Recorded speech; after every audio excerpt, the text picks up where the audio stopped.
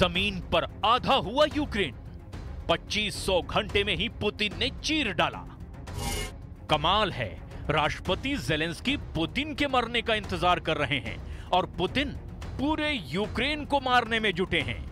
हम आपको रूस और यूक्रेन के वो लेटेस्ट अपडेट और आंकड़े दिखाने जा रहे हैं जिससे साबित हो रहा है कि राष्ट्रपति पुतिन ने 37 महीने से चल रही जंग में यूक्रेन के आधे से ज्यादा हिस्से पर अपना दावा ठोक दिया है।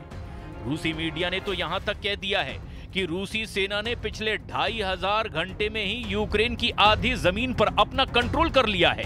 Kherson, Donetsk, Kharkiv, Donbas, Zaporizhzhia और लुहांस्क के साथ साथ रूस ने यूक्रेन की राजधानी कीव पर भी हमले बेहद तेज कर दिए हैं। और अब तो जेलेंस्की भी कहने लगे हैं कि ट्रंप ने सीज फायर की आड़ में यूक्रेन को जंग में बुरी तरह फंसा दिया है। इधर फ्रांस, ब्रिटेन, जर्मनी, पोलैंड समेत यूरोप के 25 देशों ने यूक्रेन को मरवाने का काम किया है।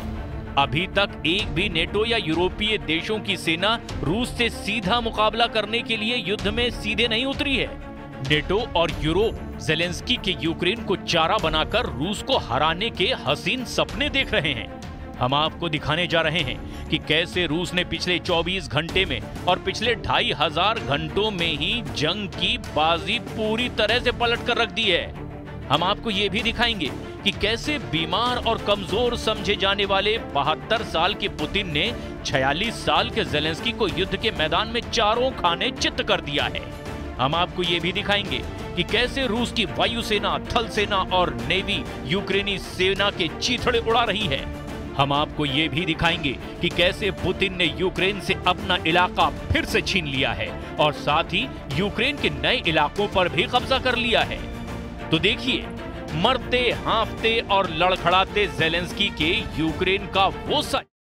और चलिए